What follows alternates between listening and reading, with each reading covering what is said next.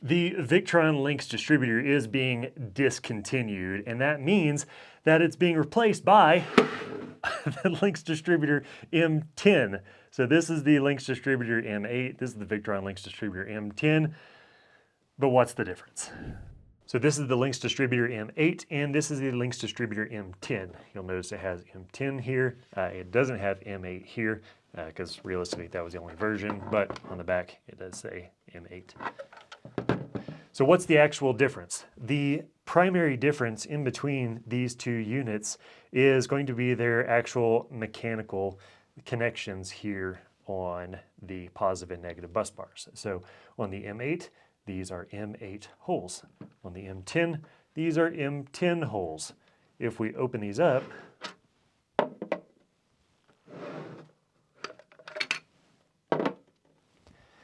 these studs on the far ends, these are also M8s. These are also M10s. So M8, M8, M10, M10. And the reason this is like this is because you can take these Lynx distributors and then you can just, copy paste them over and connect them end to end if you needed additional spots and spaces. Just the same as the Lynx distributor. You've already seen this on the channel before. We've done this in multiple different builds and stuff like that. It's the same process for one versus the other. Now, the studs on the fuse holders and on the negative bus bars, those didn't change. So all of these shop.explorist.life wiring kits that connect to the Lynx distributors, those don't have to change because these are all M8s. These are all M8s. On the negative bus bars, those are all M8s. These are all M8s. So the only difference between the two of these is the size of the holes here versus the size of the holes here, and the size of the studs here, and the size of the studs here. Now, why did they make this change? And honestly, I don't know. I'm sure there was an engineer somewhere who felt that, they were undersized for the 1,000 amp rating of both units, and, the M10 was, you could torque it down more or something like that. Ultimately, I don't know, and I'm just sort of showing how it's going to be moving forward because this is being discontinued. And so that means that the wiring methods for the M10 are going to be a little different than the M8 like we've shown historically on the channel. We've got no fewer than, let's call it 20 different videos on how to wire this with the Blue Sea master disconnect switch, the Lynx adapters, the spacers for the Lynx adapters, and everything that goes with wiring the Lynx distributor to a battery bank. And so the concepts are going to remain the same, but with the Lynx distributor, we're using a different switch, and we're using different spacers, and we're using a different hardware package. And all of this comes in the EXPLORIST.life Lynx Distributor wiring kit. So let's wire all this up and I'll show you how it all goes together. So we've got our Lynx Distributor M10 as well as the hardware kit for the wiring kit for the EXPLORIST.life Lynx Distributor M10 wiring kit. And the primary difference in other components that we're using here is this switch. So this is the BEP switch. You saw this in a video back in I don't know, it's probably 2019 on the channel where we did a collab with Waypoint Vehicles. And I have loved this switch, but back then and through 2020 and such, it just wasn't available in enough numbers for us to actually put it in the store. And so what makes this switch different is the fact that the faceplate of the switch comes off and the knob here turns this little jobby in the middle there, which turns this part here and actually activates or deactivates the switch when you turn it. So what that means is you can mount the body of the switch to the wall and then you can land your wires on it, and then it's just nice and easy. Plus, this is rated for 400 amps, which the biggest fuse in our largest system is also 400 amps, and so this makes this ABYC compliant from a standards perspective. So how to wire this up? We're just going to undo this bolt on this switch, take off the lock washer, and put it right on the Lynx Distributor bus bar there. Tighten this up. I am hand tightening it for this tabletop demo. You will need to put a ratchet to that. Next up, we'll take our shunt. Now this is the Victron Smart Shunt. The BMV 712 shunt is going to fit in the exact same fashion. We're going to set it to system minus because the batteries are going off the other side. So we're going to undo the system minus bolt here. Put it right on the Lynx distributor like that. Connect that up. Hand tightening for this demo. You will need tools to tighten that to actual torque specs. And then this is ready to go. And so the next thing we need to do, because it's all wobbly and it's not like straight across whenever all this is flushed up nice and neat. And so just like in our M8 version, we 3D print some spacers for that. Well, we're 3D printing spacers for this, but they just go in different spots. And these are the 3D spacers that we're printing for this one. We've got these little, I don't know what shape that is. Kind of it's an eyeball shape. Okay, cat eye shape. Here's the fourth one. And then we need 4 of these round spacers that we supply with the wiring kit as well. The Smart Shunt here, or the BMV 712 shunt, it doesn't really matter, it's the same dimensions.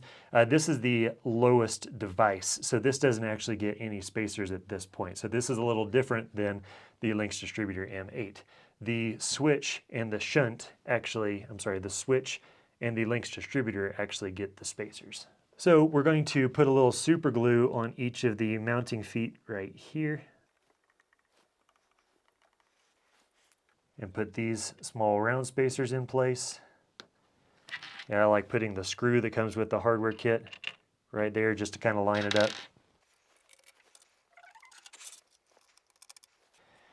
And then the same thing on the switch. And just line these up with the curve of the switch.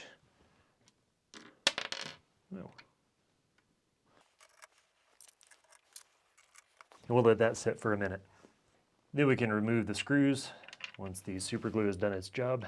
Hey, just a heads up, all of this stuff that you're finding on this video as well as this whole channel is available in our store, shop.explorist.life.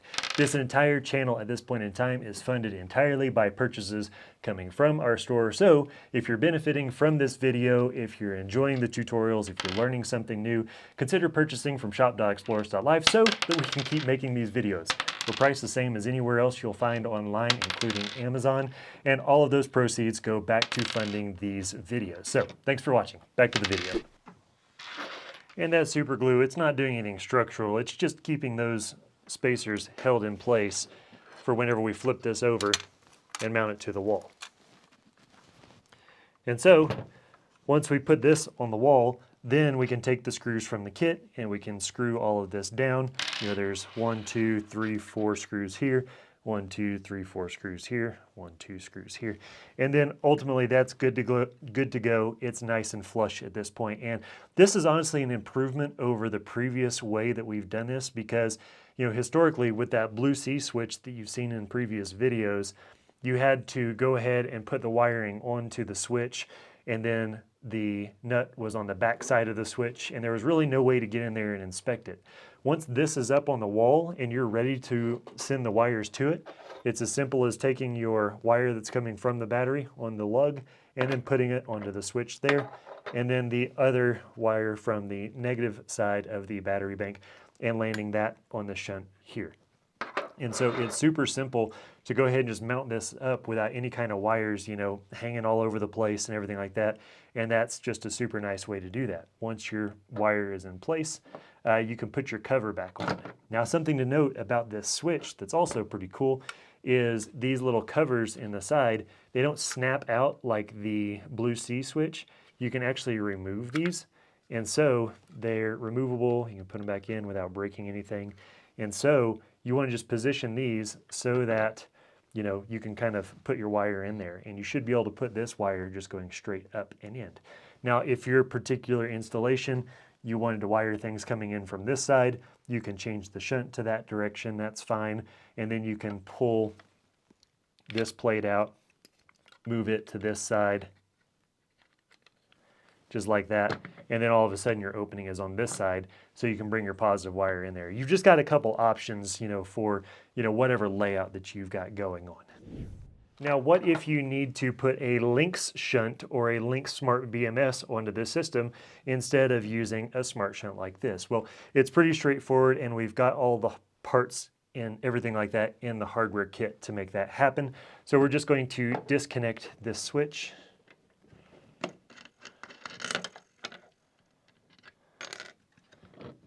Get it over and out of the way.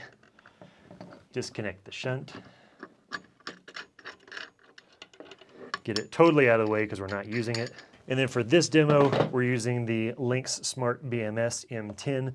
But if you're using the Lynx Shunt M10, the process is the exact same. The outside casing is nearly identical between the two units. Take off the cover here.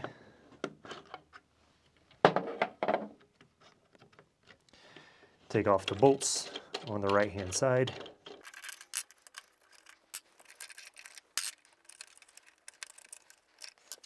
So there's a washer and a lock washer on that right-hand side that you need to take both of them off. And then you're going to connect the shunt or the BMS up together. Put the washer, the lock washer, and then the nut in place. And these will need to be tightened down with tools. These can't be just hand tight. And now our plane is not even, so we're going to go back to the back side here. And then the kit includes the remaining 4 spacers for the Lynx Shunt or Lynx Smart BMS, whichever you're using. So super glue again and put them in place. And Steph, there's actually only 2 spots on the back of this for screws, so we can remove 2 of these spacers from our kits.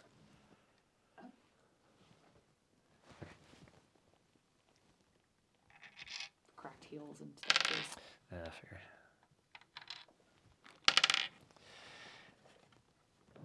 Now we can flip this back over, and everything is all flush yet again.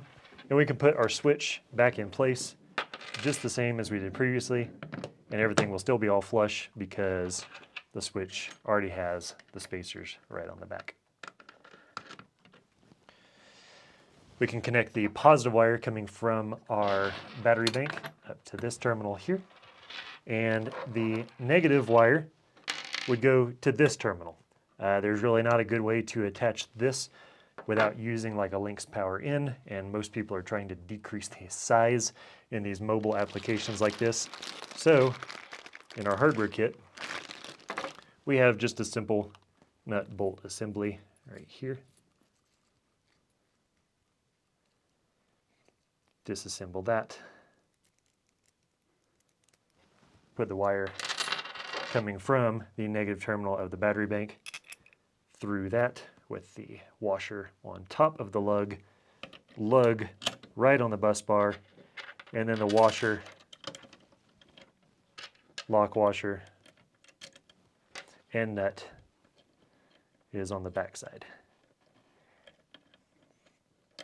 And it bears repeating, you would use a tool to tighten this all the way to an appropriate torque, not just hand tight like I'm doing here. And that's that. So realistically, this whole system is pretty much wrapped up. This is going to be going to the batteries. We're not doing that for the sake of the tabletop demo today. But the focus here was the difference in the M8 versus the M10 and sort of what we're doing going forward. And most specifically in the switch to this switch. And I think this is overall just a cleaner setup. The cost is about the same. You are getting rid of the Lynx adapters that we make to go from the Blue Sea switch to this stud here. but realistically, this switch is also a little bit more expensive than the Blue Sea one, so the price is about the same, you know, apples to apples. This is a little bit more compact, and honestly, it looks a little bit cleaner, just the way that this switch sort of works, and you know, I don't know, it just looks nice having this butted right up to the side of the Lynx Smart BMS. So the last thing that is semi-related to this, because it's sort of related to the new Lynx Distributor M10 wiring kit from EXPLORIST Life, is the different fuses that we're using. Now historically on the Lynx Distributor M8 here, we would use the Blue Sea fuse holder with an A&L fuse. If you're looking really close, that's 300, but we typically use a 400 amp A&L fuse here. And the reason we used this was because it was available and it was the absolute best option at the time that we came out with these kits. Now, the fact that this fuse was in place made it not ABYC compliant, and this was one of the only things in our systems that's not ABYC compliant, was because of the ampacity interrupting capacity of this particular type of fuse. A&L fuses just have a lower ampacity interrupting capacity than Class T fuses, like we have here. They look like this. And this has been something I've been trying to add to our wiring kits for literally like 4 years at this point in time. Whenever we started our store, shop.explorist.life, these fuses just weren't available in any kind of usable quantity. I could find like 4 and 5 at a time and stuff like that, but realistically that wasn't, you guys were fortunately buying enough to where we couldn't do that. And so we had to settle on the next best option, which is this. It's still perfectly safe if you have this, like I'm not worried about it, like ultimately, but going forward, this is going to be the option. And so instead of using the A&L fuses, our Lynx Distributor wiring kits for systems requiring a 400 amp fuse, we're going to be supplying these Class T fuses, Class T fuse holders, and the installation process is the exact same as the A&L fuse. You just take this bolt off, drop that fuse in place, reinstall the bolts, and then put your lugs from the battery and to the switch, and you're good to go. Now we've got this in the diagrams and this is in the diagrams, and ultimately, like if you're sort of confused about the orientation of where this stuff goes, if you go to the Lynx Distributor wiring kit for M10 Lynx distributors that we have on our site, we have the diagram for how all of this is going to be installed, nice and neat, and all of our diagrams moving forward are also going to have this type of system in place as well. So I hope this clears up the differences between the Victron Lynx Distributor M10, the Lynx Distributor M8 that is being discontinued, going away. We're not going to have it in our store anymore because of that fact. And this is going to be the way going forward. Excited to have this fuse available for you guys. Excited to have this switch available. I truly think it's just a better option, and excited to have all the spacers and the hardware and all the stuff that you need to wire this together to make a nice, clean, safe, and high-performing electrical system. Thanks for watching, and we'll see you next time.